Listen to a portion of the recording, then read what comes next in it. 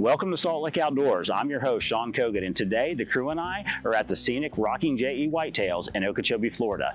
This is a unique intersection of wildlife care and agriculture artistry. In this episode, we're thrilled to chat with none other than Mr. John Entry himself, the visionary behind the successful whitetail deer farming operation. We'll explore the ins and outs of managing a deer farm in South Florida's climate, conveying everything from everyday responsibilities to the overarching challenges and rewards of the deer industry. Hey Salt Lake, we're out here at Rocking J Whitetails, and as you can see behind me, they are absolutely massive. Look at these guys.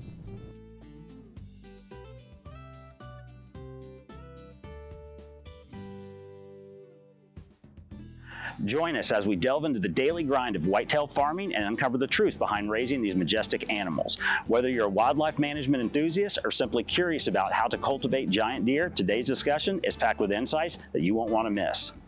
Now, let's dive right in and hear straight from the man himself about his experiences. And remember, if you like what you hear, be sure to hit the like button, subscribe, and tap that notification bell to stay updated with all of our latest adventures.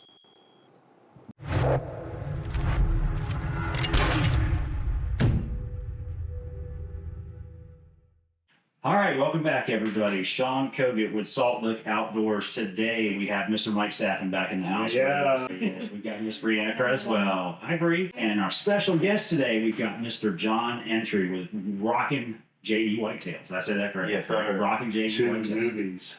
Yes, that's right. Two newbies. Bree's first podcast, and I guess, yeah, it's yours too. Yeah, it's mine too. Nice. Thank you. Nice. Thanks for having me. Absolutely. So you'll be able to tell by the thumbnail and video, we're actually looking at big deer today, and we're talking about big deer today, what it takes to grow big deer in Florida. Now, Mike has been out here before. I've been here several times. Bree's not been here. Yeah, and we've got Chris over there off camera. He's not been here either. So you guys, we're actually filming this prior to going looking at the deer. It's still early afternoon. It's 103-ish outside, something like that. Outside. Feels like 168 degrees. So we're not going to look at the deer until it cools down a little bit. But we figured that would be a great time to shoot the podcast, get this out of the way, and then we'll go look and feed the deer this afternoon and really talk about it more in the field. But we did come up with some questions for you. Bree, you wanna open? You want the first one? Sure. Ask him the CWD one first. Cut. There he goes, red face. We're done. Fuck, that was quick. All Ever get right. kicked out of a podcast before? I've never had anybody walk out on one before and tell me to pack my shit up. No. You don't have to pack it up. I'm leaving. Oh, okay. Yeah. Can you provide us with an overview of just the whole operation here at the deer farm and how it all works? Yeah. So basically, it's captive wildlife, and we're behind an 8-foot fence, and it's single sire breeding, selective breeding type operation.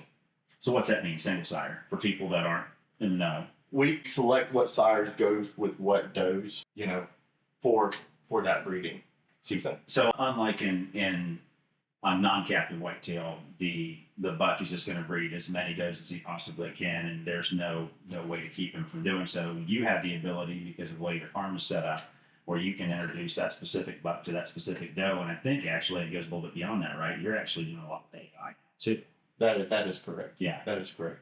Yeah, in the wild, it possibly could be son, sister, mother, whatever. getting genetics. Correct. Form of line breeding per se, almost inbreeding. If you get too wild, that's where management in the wild is very important. Right. You've got to manage your does, you've got to manage your bucks, stuff like that. Yeah, no, we deal with that in Kentucky too. I think I was telling Chris earlier, we struggle with that because Kentucky's a one buck state, and we've got this really good Ohio genetic, right? So just right across the river, and it's big, wide, typical flame deer, and then we've got this little basket rack genetic. And I want to shoot every one of them someday she's off the farm, right? But you get one tag a piece, even as a large landowner, so we can't do that. So it's difficult to do. But we encourage the younger kids when they come out, we go ahead and shoot every one of them little basket rack fuckers if possible. Absolutely. But so you're in South Florida, we're in Okeechobee, Florida, and just like I said, it's super hot out here. Because of this environment, that must create some unique challenges to you as a deer farmer individually that some of your counterparts in the Midwest and the Northeast don't really have to deal with. You've got extremely hot temperatures, the humidity is always 100+%, lots of rainfall. What kind of how unique to your operation, or let me rephrase that, what do you do to kind of combat that situation, and what do you have to do to keep the deer relaxed and comfortable and healthy? For our climate down here, we select what the genetics coming out of a southern type genetics in our deer. You get too much of that northern, you get too much of the hair involved in it, and you start to create more problems. We call it melting, but the deer start to melt and wither away. They'll die. Unfortunate. But if you maintain some of that southern genetics, Texas stuff like that right there, they'll handle the heat. They'll handle the parasite problem that we have down here in South Florida. Bugs, gnats and stuff like that. The mosquito issues and stuff like that. They handle a lot better. Yes. Yeah, and you said that. So obviously you've got that Kansas genetic, for example, up in that part of the country. You bring that here, and it's not going to do it. Well, we intermingle it. We bring it in when we want to. The northern genetics always pump the bone. So if you want the big mass bone, carrying the mass all the way to its tips and stuff like that, you've got to add that northern. The southern genetics, is the pencil horn, more typical type stuff. So you got to bring that in. You got to bring that northern in to get some of that bone push. Kind of like that deer I'm looking at behind here. That's right. Now. He's actually 50-50. You'll see him later on, but he's 50-50. So we try not to get above that. There is some northern stuff down here was brought in before the border shut down, and that has acclimated to this area. Now we've got to keep them in more of the shadier pens and stuff like that. Of course, like this time of year, but they acclimated pretty well. Yeah. And we got to make sure we pump that southern genetics in that offspring. Right. Well, I mean, looking at what's that deer behind you score? 150, 160? Yeah. That's right. Yeah, so in terms of nutrition, how are you making sure that the deers are getting fed exactly what they need to keep them humongous? That's right. That's right. So, we can go on for days on this one right here. And of course, somewhere and get there's a lot of people do different things, in this deal. They do supplements, and they feed a regular just type of all stock feed and put supplements and toppers and stuff like that on there. We've got a company out of Ohio that builds our feed. Deer are browsers. Whitetail deer, they're browsers. In the wild, they pick and choose whatever buds they want and whatever leaves they want and whatever nuts and stuff like that as well. And they go and find their own natural minerals and stuff like that. We've got to put that in the feed. We get these deer to eat a certain feed, and they don't like change. So if you're all constantly changing your stuff around and trying to find the best feed, or just this feed's cheaper, that feed's this week and that next week, it doesn't really work like that. We feed a 16% protein feed. We don't do a lot of protein. We don't want to get them too hot down here. Too much protein heats them up. And then we feed a chelated mineral, which digests a whole lot easier, and it digests fast. And we keep all the minerals in the feed. We have it built for that. Certain times of the year, we'll add a topper to it.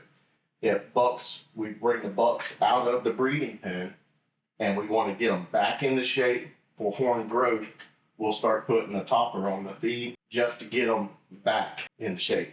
And on the doe side of it, when they start producing fawns and stuff like that, we'll add that topper to it for milk production. Make sure that the baby is getting plenty of milk. Make sure the does are having plenty of milk and stuff like that. Cool. So you kind of customize it to whatever they need without changing it too much. That is correct. So what do you put in the water? I can't tell you that. There's definitely something. There's something definitely in the water. All right. So breeding and genetics obviously plays a significant role in your operation. Can you, without getting, you're not talking to Keith Warren. I don't know shit about deer breeding and deer genetics. From a way high up elevation, just dumb it down for us. Kind of give us the overview. If you're starting your operation back again from square one, what does that look like? What are you gonna go after exactly? I mean, there's a lot actually now that I know this whole thing, and I don't know it all, of course. I'm learning every day, and if any deer farmer tells you they know it all, they don't. We're learning every day on everything.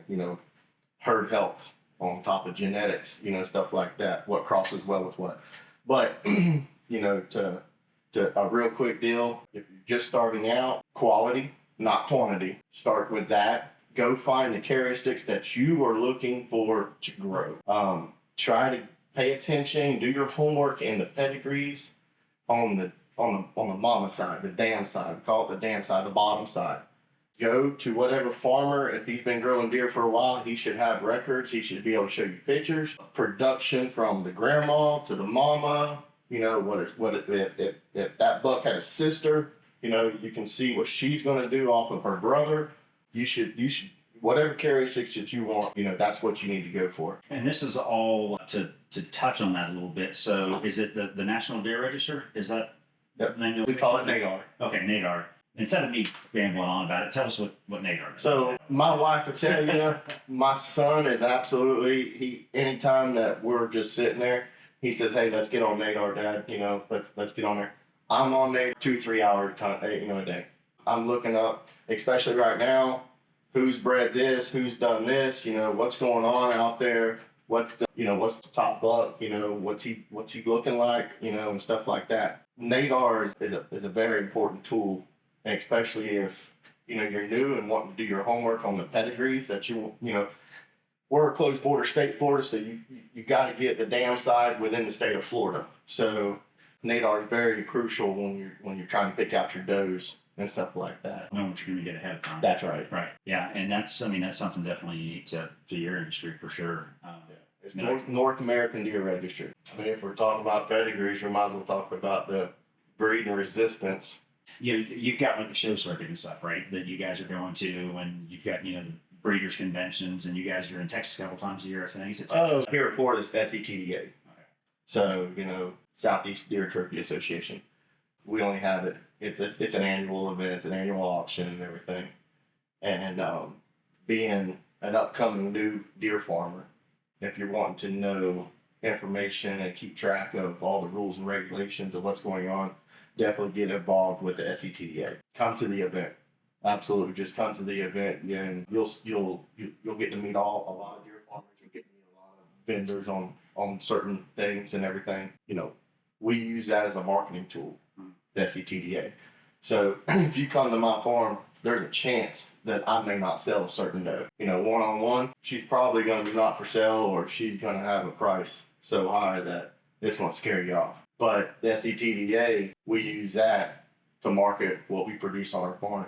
So we're going to throw the best that we have in the auction, and there's a good chance that you might pick her up, or him, or whatever it is, call semen or whatever it is. So definitely get there as a new deer farmer, or if you're interested in it, and check out what's going on there. Right, and that's here locally in South Florida, the North Florida. Where does it take place, or does it vary? It does not vary. It hasn't varied in the last few years, but it's been at the DoubleTree in Orlando. Okay, so it's close then for you anyway. It's not too far. The board members and everything got together, and they brought it to Orlando. It's kind of centrally located in the state. You know, if you're in Pensacola, then it's going to be a drive. Yeah. But everybody else is there. How many deer farmers are there in the state of Florida, you think? You should, or is that an exact number, or do we? I've heard, I haven't really got on there, but I've heard there's 400 plus permitted farms.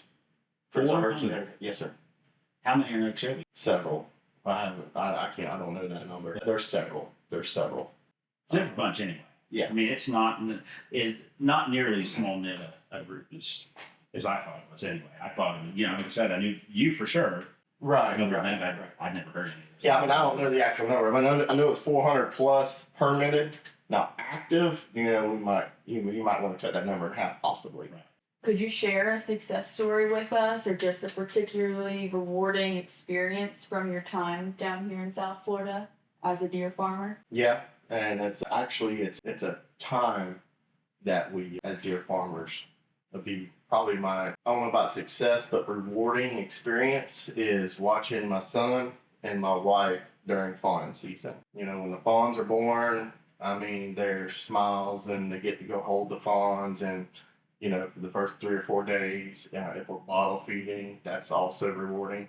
But that particularly is the best time that I enjoy, is the fawning season. Of course, I get to see them, and also get to see what I have produced, put together as breeders. What took on me, what hit on back up, and stuff like that. But mainly seeing the joy of my family. When is fawning season? Fawning season for us starts the first week of May, and then we'll carry that through to about the end of July.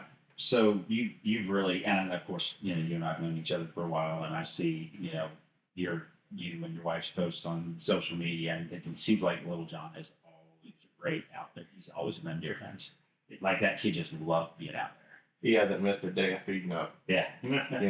And at night he wants to look on Nadar. Let's talk about what we're going to put in this doe, next year, stuff like that. I did something this past year that, and it got them more involved in it, which they were already involved a lot. But it made it fun for me to watch them. So I let them each pick out a doe. And whatever semen I was putting in, depending on, how far the straw stretched. But I didn't, manipulate their judgment or nothing. If they had a question, they come to me, I'll answer the question straightforward, but I wasn't going to say, well, you should go this way, you should go this way. I said, y'all each pick out a doe, and whatever semen we're using, y'all do whatever y'all want, and then hopefully we'll get a buck out of, the offspring. And if they hit on AI, that's great. If not, you got the backup bucks. But hopefully you get a buck, and you'll get, in a couple of years, you get to see what you produced. That's y'all chose it. And so this year, my wife hit on AI, and she got a little buck. And then my son hit on the backup buck and got 2 bucks. Nice. So they are super happy about that and seeing what's. They got the skin in the game now, right? Oh yeah. Little John's already. A little competition, perhaps. Yeah, Little John's already starting to pick his does out for this year. You got and so you've got some superstars out there. You got 3 or 4 deer individually that are just top notch. What's your favorite deer? There's a lot of deer on your farm that spark a lot of interest, but what's the 1 or 2 that you get called about most? You can't never live without. That I can't never live without? Yeah. Wow. That's gonna be a big thing. This buck behind me is one of them, way high up on the totem pole. It's only because he's an older buck and he's got production on the ground.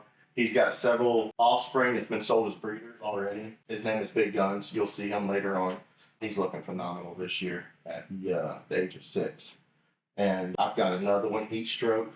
He is coming 4 this year. And he's another buck that he's starting to prove himself. Well, so we saw that deer last year, and we've got footage, so it's going to be cool to go out there and, say, okay, this is what that deer was last year. Look at him now. Let's see. He's going to blow you away this year. He's going to blow you. I mean, he was huge last year. So he was a 2-year-old last year? Or 3-year-old? 3-year-old, and that was 4-year-old, so between 3 and 4. And I saw some massive 2-year-olds out there last year, too. So we got a 2-year-old out here that is Little John's absolute favorite, other than Spot. Spot's his, not for sale. You can ask Keith Warren. He put a number on him, and, I think there's 7 digits on it. But yeah, Little John, and it's a farm favorite too, but his name is Fortunate Son. We call him Freddie around here. But his name is Fortunate Son, and he's a 2-year-old, and he's blowing our socks off. Yeah. So you know what you're getting yourself into. I know, I'm excited to go see them. That's right. Y'all are coming at the perfect time of year too, because they're almost reached their full potential. Right now they're just the butt end of it. They're just adding time length. We're at height. They've already pretty much reached their beam and everything. So y'all are perfect. A couple weeks we'll be cutting off when they start rubbing out, and yeah. So is there with that? So you're going to cut, obviously, and we've talked about that process before. We'll talk about it when we get out there too. But is there? I think we might have asked this, but is there a secondary market for those antlers that you're cutting off? What do you do with them in particular? Well, they're still velvet. They're still velvet. We'll cut them off when they rub their velvet off. That's when they start building their testosterone, and then they're wanting to breed and everything, so they want to fight and stuff like that. I think that's last time we were here. You're getting ready to do that. I think that's what we were talking about. I think you were doing it the very next week or weekend. Remember that? Should have been. Yeah, I know it's hot. I remember that. Yeah. So we'll start cutting that off. When they start turning hardhorn. You don't want deer fighting against each other, Right. Especially the deer that you have put your heart and soul in, a lot of money into getting. You don't want him to be killed. Right. For sure. Or damaged. So absolutely.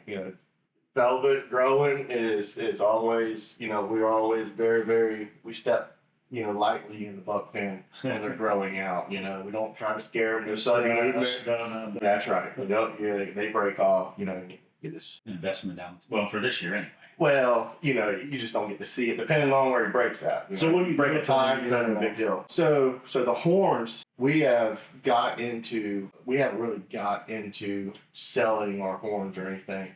I know there's like a dog chew type deal that you can probably cut the horns up and sell them and stuff like that. And we could probably sell them as decorative stuff like that. But we haven't chosen to So sell where do them. you hide them all then? If you do this every year, you got piles and piles of them. Well, that's a secret. You know what I'm getting at, right? Yeah, you'll see some, man.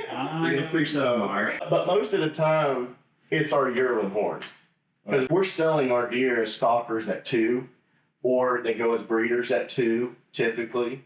So, I mean, if you got a big yearling, you got a big set of horns, Or if we want to hold him back, all our breeders get cut off. So, we're going to be cutting them off this year as well with the other breeders. So it'd be hard. So, it's so difficult. Emotionally stressful at that point in time. Everybody, shit. It's as much as I don't want to dog him, I can't wait to get my hands on him. I can't wait to get my hands on him.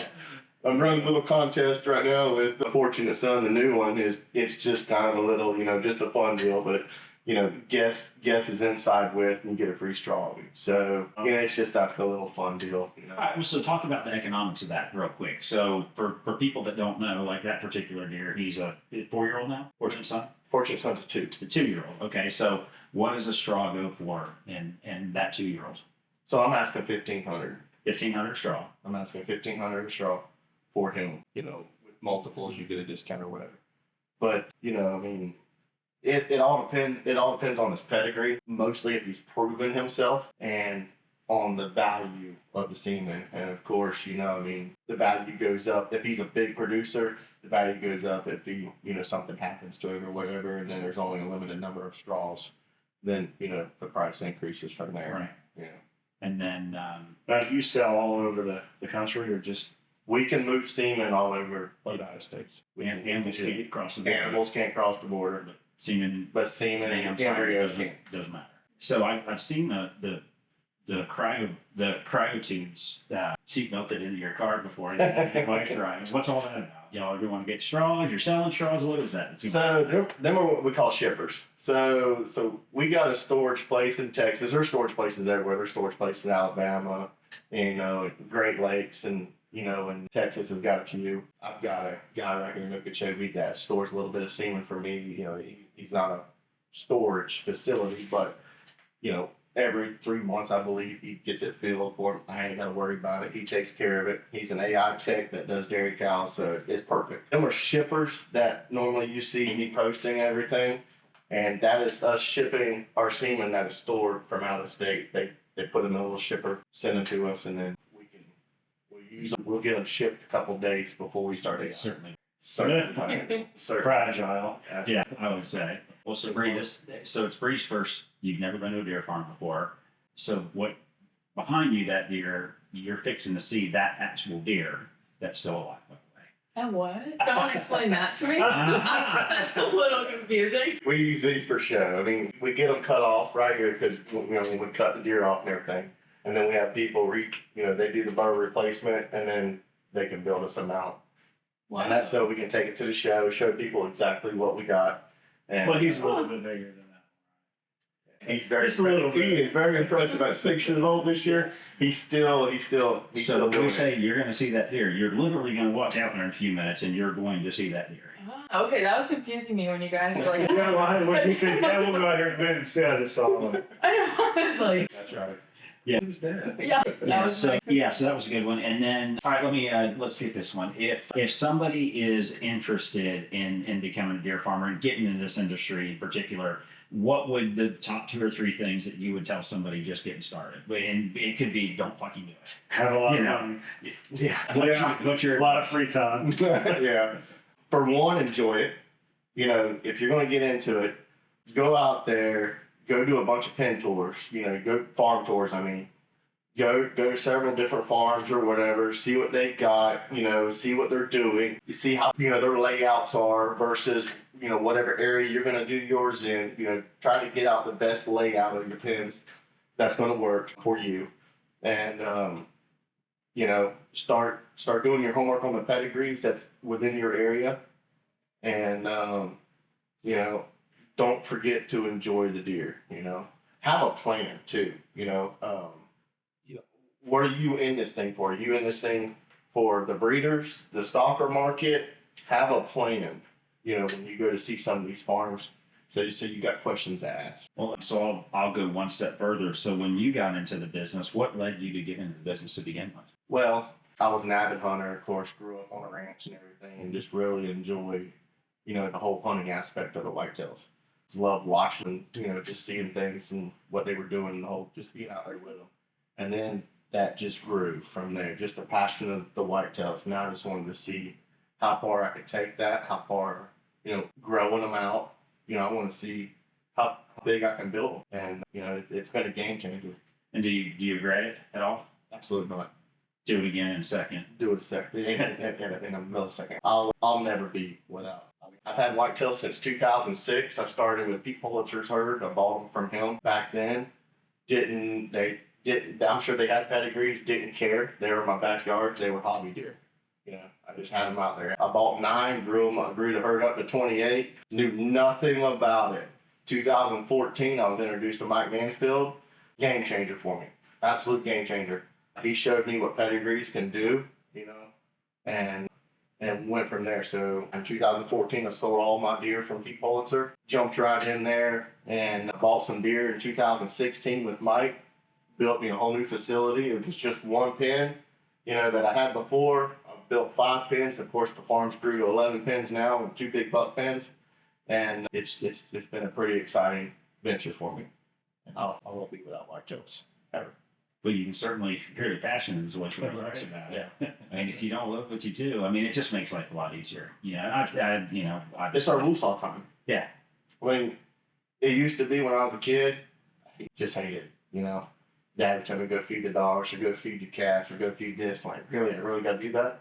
We never. We enjoy it. That's our loose all time. We go out there and the babies are playing. You know, this time of year, you'll see them bucking and kicking. You know, you get to, you know, see the bucks grow. Every day's a change, you know. It's feeding up's different now. That's fantastic. Yeah, means more. It means way. Well, and you've turned it into a family affair too. So you get to bond with your son and your wife, you know, over that passion that you have, and you can start to see, especially Little John. You can tell just look at a picture or video that Becky posted. You know, that kid has got it bad. Yeah, he is eat yeah, up. he's eat up with it. He's eat up with it. No, that's fantastic. But all right, guys. So thanks for tuning in. We are gonna wrap this up in here, and we are gonna go show Broody some big deer. Go up to the field. So John, yeah, that's right. So Johnny, thanks for sitting down with us. You know, we've been planning this for a while. You're always so open and inviting. It's fantastic. And you know, once again, thanks for having us out. We always enjoy coming, and I get excited about coming down here because like this part is all right. You know, we're talking bullshit, but I want to get out there. I want to see a deer more than anything. This is one of the fun ones. I mean, we do have fun. We get to go on hunts, but I always look forward to coming out here and seeing what the deer are looking like.